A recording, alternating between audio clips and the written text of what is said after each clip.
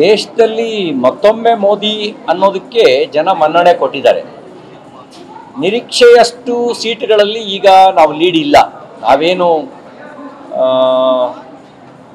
BJP it's alone 300ಕ್ಕೂ ಹೆಚ್ಚು ಸ್ಥಾನ 350 ಅಂತ ಅಂದ್ಕೊಳ್ತಿದ್ವಿ. ಆ ಸ್ತರದಲ್ಲಿ ಲೀಡ್ ಇಲ್ಲ.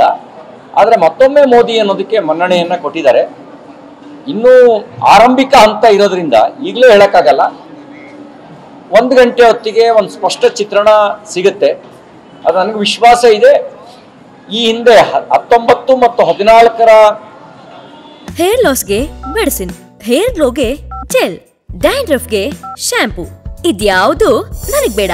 ಸಾಮ್ರಾಟ್ ಸೀಗೆಕಾಯಿ ಪೌಡರ್ ಕೂದಲಿಗೆ ನೈಸರ್ಗಿಕ ಆರೈಕೆ ನೀಡಿ ಆರೋಗ್ಯ ಕಾಪಾಡುತ್ತೆ. Samrat Seegekai powder for strong, soft and shiny hair. ಈ ಚುನಾವಣೆ ಸಂದರ್ಭದಲ್ಲೂ 10-11 ಗಂಟೆಗೆ ಇದೇ ತರದ ವಾತಾವರಣ ಇತ್ತು. ಆಮೇಲೆ 1 ಗಂಟೆ ನಂತರ 2 ಗಂಟೆ ನಂತರ ಬಹಳ ಸ್ಪಷ್ಟವಾಗಿ BJP ಸ್ಪಷ್ಟ ಬಹುಮತವನ್ನು ಇಟ್ಸ್ ಅಲೋನ್ ಗಳಿಸ್ಕೊಳ್ಳೋದ್ರ ಕಡೆಗೆ, NDA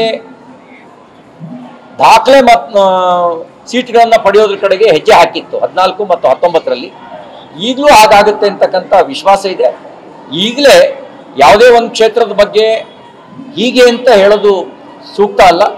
ಕರ್ನಾಟಕವೂ ಸೇರಿದಂತೆ ದಕ್ಷಿಣದಲ್ಲಿ ಮತ್ತೆ ಭಾರತೀಯ ಜನತಾ ಪಾರ್ಟಿ ಮತ್ತು NDA ಕಡೆಗೆ ಒಲವನ್ನು ತೋರಿಸಿರೋದು ವ್ಯಕ್ತ ಆಗಿದೆ.